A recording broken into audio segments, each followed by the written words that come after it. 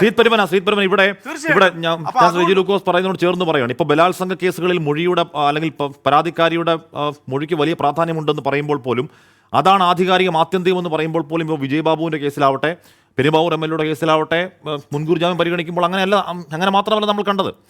അപ്പോൾ കോടതിയുടെ ഭാവുകത്വങ്ങൾ ഇക്കാര്യത്തിൽ ഏത് രീതിയിലാണ് നമ്മൾ ഈ കേസുകൾ കാണുന്നുണ്ട്. മാത്രമല്ല ഇതിനു മുമ്പ് ഇപ്പം മുകേഷിനെതിരായ പരാതിയിൽ ബലാത്സംഗ കുറ്റമൊന്നും ഉണ്ടായിരുന്നില്ല. പക്ഷേ ഈ കേസിൽ കോടതി വളരെ വിശദമായി കോടതിക്ക് മുന്നിലെത്തിയ തെളിവുകൾ നോക്കി അതിൻ്റെ പൂർണ്ണമായ മെറിറ്റിലേക്ക് പോകുന്നില്ലെങ്കിൽ കൂടിയും കോടതി കൺവിൻസ്ഡ് ആകുന്നു എങ്ങനെയാണ് മുൻകൂർ ജാമ്യം കൊടുക്കാനുള്ള കോടതിയുടെ വിവേചനാധികാരം ഇതിൽ ഉപയോഗിക്കാൻ കഴിയില്ല എന്ന് കൃത്യമായി കോടതി വിധി എഴുതി വെക്കുകയല്ലേ ശ്രീ പെരുമന?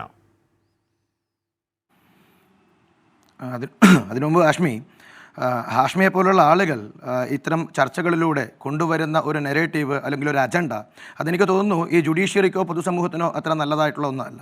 കാരണം നമ്മളാരെങ്കിലും റേപ്പിസ്റ്റുകളെ സപ്പോർട്ട് ചെയ്യുന്ന ആളുകളോ സ്ത്രീ വിരുദ്ധരായിട്ടുള്ള ആളുകളോ ഒന്നും ഈ പാനലിസ്റ്റിലോ അല്ലെങ്കിൽ ഈ പൊതുസമൂഹത്തോ ബഹുഭൂരിപക്ഷമായിട്ടുണ്ട് എന്നൊന്നും വിശ്വസിക്കുന്ന ഒരാളല്ല ഞാൻ. പക്ഷേ ഇവിടെ കേവലം ഒരു 438 പ്രകാരം എക്സ്ട്രാ ജുഡീഷ്യൽ അതോറിറ്റി വെച്ചിട്ട് ഒരു ഡിസ്ക്രീഷൻ പ്രകാരം ഒരു പ്രതിക്ക്, അത് പ്രതി എന്ന് പോലും പറയേണ്ട 438 പ്രകാരം സുപ്രീം കോടതി ജഡ്ജ്മെൻറ്റ്സ് പ്രകാരം ഒരു മിയർ അപ്രിഹെൻഷൻ ഓഫ് അറസ്റ്റ് അല്ലെങ്കിൽ a mere apprehension of false implication of false case എന്നുള്ള ഒരു അപ്രിഹെൻഷൻ, ഒരു തോന്നൽ ഉണ്ടായാൽ പോലും ഇവൻ വിത്തൗട്ട് ആൻ FIR ഒരാൾക്ക് 438 പ്രകാരം സെഷൻസ് കോടതിയോ ഹൈക്കോടതിയോ പോയിട്ട് അവിടെ നിന്ന് മുൻകൂർ ജാമ്യത്തിന് അപേക്ഷിക്കാം.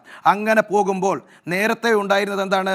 It is not a fit case to grant bail എന്ന ഒരൊറ്റ വാചകം പറഞ്ഞുകൊണ്ട് ഹൈക്കോടതിയും സെഷൻസ് കോടതികളൊക്കെ ഈ മുൻകൂർ ജാമ്യം തീർപ്പാക്കലാണ് ഉണ്ടായിരുന്നത്. എന്നാൽ പിന്നീട് സുപ്രീം കോടതി ഇടപെട്ടുകൊണ്ടാണ് അത് എന്തൊക്കെ റീസൺസ് ആണ് നിങ്ങൾ കരുതുന്നത് ഇതിൽ ഈ ഒരു തരത്തിൽ നിങ്ങളുടെ ആ ഒരു വിവേചനാധികാരം ഉപയോഗിക്കാൻ വേണ്ടി എന്നുള്ള ഒരു കാരണം അതിൽ കാണിക്കണം എന്ന് സുപ്രീം കോടതി പറഞ്ഞെടുത്ത് തുടങ്ങിയതാണ് ഈ മുൻകൂർ ജാമ്യാപേക്ഷയിൽ ഇത്രയും 10, 20, 25 ഒക്കെ പേജുള്ള വിധി വരാൻ തുടങ്ങിയത്.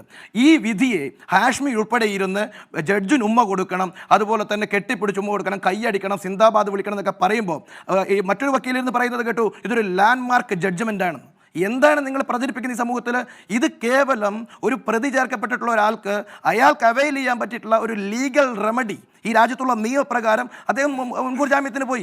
എന്നിട്ടും വളരെ കൃത്യമായിട്ട് ആ ജഡ്ജ്മെൻറ്റിൽ ജസ്റ്റിസ് ഡയസ് പറയുന്നുണ്ട്. എന്താ പറയുന്നത്? ഇതിൻ്റെ ഏതെങ്കിലും തരത്തിലുള്ള മെറിറ്റിലേക്ക് ഞാൻ കടന്നിട്ടില്ല. അത്തരത്തിൽ എൻ്റെ ഒബ്സർവേഷൻസ് ഈ ജഡ്ജ്മെൻറ്റിൽ ഞാൻ പറഞ്ഞിട്ടുള്ള ഓരോ വാക്കും ഈ ആപ്ലിക്കേഷൻ, ഈ മുൻകൂർ അപേക്ഷ തീരുമാനമാക്കാൻ വേണ്ടി മാത്രമുള്ളതാണ്.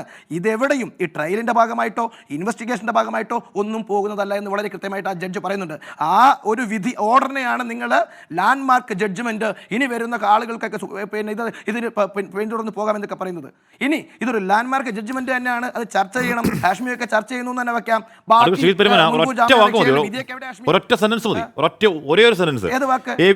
women's experience of sexual assault are not a reflection of her character, but rather an indication of her suffering. ഏതെങ്കിലും തരത്തിൽ ഒരു യുവതിയുടെ സ്വഭാവ വൈകല്യം കൊണ്ടല്ല അവർ ലൈംഗികാതിക്രമത്തിന് ഇരയാവുന്നത്. അവർ പറയുന്നത് അവർ നേരിട്ട ദുരിതത്തിന്റെ ഇൻഡിക്കേഷനാണ് എന്ന് പറയുന്ന ഒരൊറ്റ പ്രസ്താവന പോരെ സാർ ജസ്റ്റിസ് CS ഡയസിനും ഹൈക്കോടതിക്കും കെട്ടിപ്പിടിച്ച് ഉമ്മ കൊടുക്കുന്നേ? വളരെ പറയട്ടെ ഹാഷ്മി, പറയട്ടെ. വളരെ റിലവൻ്റ് ആയിട്ടുള്ള സാധാരണക്കാരനായിട്ട് നിയമപരമായി നിയമം പഠിച്ചിട്ടില്ലാത്ത ഒരാൾക്ക്, കോടതിയിൽ പ്രാക്ടീസ് ചെയ്യാത്ത ഒരാൾക്ക് സ്വാഭാവികമായിട്ട് വൈകാരികതയിൽ നിന്ന് വരുന്ന ആ ഒരു വികാരത്തെ ഞാൻ മാനിക്കുന്നു. ഒരു താങ്കളുടെ വ്യക്തിപരമായിട്ടുള്ള അവകാശത്തെ മാനിച്ചാലും ഈ പറഞ്ഞ ഹേമ കമ്മിറ്റി റിപ്പോർട്ട് തുടർച്ചയിൽ ഈ ചർച്ചകൾ ചെയ്യുന്നതിന്റെ ഭാഗമായി പല ഇരകളെയും വിളിച്ച് സംസാരിച്ചതിന്റെ ഭാഗമായി അവർ നേരിട്ട പല ട്രോമകൾ, കണ്ണീരുകൾ കണ്ട ആളുടെ ഭാഗം എന്ന് കേട്ടെന്നുള്ള ഭാഗമായി വൈകാരികമായി കോടതിക്ക് ഉമ്മയും കൊടുക്കും. ശ്രീ പെരുമന, താങ്കൾ അത് അംഗീകരിച്ചാലും ഇല്ലെങ്കിലും താങ്കൾ അതിന്റെ ഏത് സാങ്കേതിക സംജകൾ പറഞ്ഞാലും ശ്രീ പെരുമന, താങ്കൾ ഡൈവേർട്ട് ചെയ്യല്ലേ, താങ്കൾ ചർച്ച ചെയ്യ ഡിബേറ്റിനെ ഡൈവേർട്ട് ചെയ്യല്ലേ? ഞാൻ പറയട്ടെ, താങ്കൾ ആ വരിയല്ലേ പറഞ്ഞത്? അങ്ങനെ അതിവൈകാരികമായിട്ട് ജഡ്ജി പറഞ്ഞു. മറ്റ് ഈ പറയുന്ന ഇതേ ഹേമ കമ്മിറ്റിയിൽ വന്നിട്ടുള്ള ആരോപണ വിധേയനായിട്ടുള്ള ഒരാൾ കൊടുത്ത മുൻകൂർ ജാമ്യാപേക്ഷയിൽ ഒരു കാര്യം പറയുന്നുണ്ട്. ആ ജഡ്ജ്മെന്റ് എന്താ പറയുന്നത് അറിയോ? ഇരയാക്കപ്പെട്ടിട്ടുള്ള ആ പ്രതിക്ക് 10 വർഷത്തിന് ശേഷം കെട്ടിപ്പിടിച്ച് നെറ്റിയിൽ ഉമ്മ കൊടുക്കുകയാണ് ആരോപണം ഉന്നയിച്ചിട്ടുള്ള യുവതി. തീർന്നില്ല, 11 വർഷത്തിന് ശേഷം ഫേസ്ബുക്കിൽ ഫോട്ടോ ഇടുകയാണ്. ഇത്രയും മാന്യനായിട്ടുള്ള ഒരാളെ ഞാൻ കണ്ടിട്ടില്ല. തീർന്നില്ല.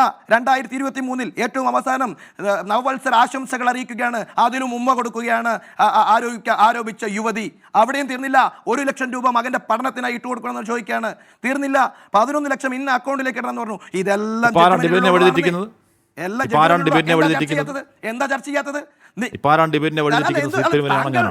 താങ്കൾ എങ്ങനെ ചൂസ് ചെയ്യാൻ പിക്കുകയാകുന്നു കാശ്മി? ഞാൻ ഈ കോടതി ഉത്തരവിൽ കോടതി പറയുന്ന ഏറ്റവും പ്രോഗ്രസീവായ ഈ വിഷയത്തിൽ എന്താണ് കാര്യങ്ങൾ പുറത്തു വന്ന് സംസാരിക്കാൻ ധൈര്യപ്പെടുന്ന, ഇരയ്ക്ക് ധൈര്യം നൽകുന്ന കാര്യങ്ങളെ പറ്റി പറയുമ്പോൾ താങ്കളാണ് വഴിമാറി വേറെ ഏതോ ചൂസ് ചെയ്യാൻ പിക്കാവും. ഞാനല്ല. ഇവിടെ ഒരു ന്യായാധിപനും ഇരയ്ക്ക് ധൈര്യം നൽകാനൊന്നും അല്ല നിൽക്കുന്നത്. ഒരു പ്രിജുഡിസും ഒരു ജഡ്ജിനും ഇല്ല ഇയാൾ പ്രതിയാണെന്നുള്ളത്. അത് നിങ്ങൾക്കാണ് പ്രിജുഡിസ് ഉള്ളത്. ഒരു പ്രിജുഡിസും ഇല്ല. ഞാൻ സിദ്ദിഖ് പ്രതിയാണെന്ന് ഞാൻ പറഞ്ഞില്ല. ഇല്ലെന്നേ, സിദ്ദിഖ് പ്രതിയാണെന്നോ നിരപരാധിയാണെന്നോ ഞാൻ പറയുന്നത്. ഞാൻ പറയുന്നത് കോടതി ഉത്തരവിൽ ഇത്തരം അസോൾട്ടുകൾ നേരിട്ട, ട്രോമ നേരിട്ട മനുഷ്യരോട് കോടതി ചേർന്ന് നിൽക്കുന്നതിനെ പറ്റിയാണ് ഞാൻ പറയുന്നത്. അതിൽ വൈകാരിക എലമെന്റ് ഉണ്ടെങ്കിൽ വൈകാരിക എലമെന്റ് ഉണ്ട്. നമ്മൾ മനുഷ്യരല്ലേ. ആഷ്മി ഹേമ കമ്മിറ്റി റിപ്പോർട്ടിലെ ഏറ്റവും അവസാനത്തെ ഹൈക്കോടതി ജഡ്ജ്മെന്റ് പറയാണ്, the court believe that the print and electronic media, social media would exercise restraint and adhere to appropriate code of conduct in the manner of publishing news governing any aspect of the justice Hema Committee report by according due respect to the privacy rights of persons who are illegally victims of the offences committed against them, as also persons against whom accusations have been done. അതായത് വളരെ കൃത്യമാണ് Ashmi. രണ്ടാളുകൾക്കും ഈക്വലായിട്ട് balanced ആയിട്ടുള്ള അവകാശങ്ങൾ article 21 പ്രകാരം. നമ്മളതിനൊന്നും പറയുന്നില്ലോ. എന്താണ് ആരോപണ വിധേയർക്കും ഇരകൾക്കും ഒരേ അവകാശം വേണം എന്ന് കോടതി പറഞ്ഞു. ഓക്കെ, അങ്ങനെ തന്നെയാണെന്നേ നമ്മൾ പറയുന്നത്. അതല്ല നമ്മൾ പറയുന്നത്. കോടതിയിൽ പറയുന്നു ദ സർവൈവർ ഹാസ് താങ്കൾ എന്ന് പറഞ്ഞാൽ പറ്റുമോ? പറഞ്ഞാൽ പറ്റുമോ? ഇവിടെ കോടതി പറയാണ് the survivor has explicitly described the trauma that she endured due to the incident, which was agonizing that it inhibited her from disclosing the details to anyone, including her parents. In 2019, she mustered the courage to address the harassment in a Facebook post. Following this disclosure, the survivor received threatening messages whereby she lost the courage to complain. ഇത് കോടതി പറയുന്നതാണ് കേട്ടോ. ഇത് പരാതിക്കാരുടെ അഭിഭാഷകനായ ഹരീഷ് വാസ്തവൻ കോടതിയിൽ വാദിച്ചതല്ല. കോടതി പറയുകയാണ് 2019 ഇവരനുഭവിച്ച ഈ എൻഡ്യൂറൻസ്, ഇവർ നേരിട്ട ഈ പറയുന്ന അതിഭീകരമായ ട്രോമയിൽ അവർ പറഞ്ഞു തുടങ്ങിയപ്പോൾ അറ്റാക്ക് നേരിട്ടു. ആ സമയത്ത് അവർ പിൻവാങ്ങി എന്ന് പറയുന്നത് ഈ പരാതിക്കാരുടെ അഭിഭാഷകൻ പറയുന്നതല്ല, കോടതി വിധിന്യായത്തിൽ പറയുന്നതാണ്. അതിന് വിലയുണ്ട്.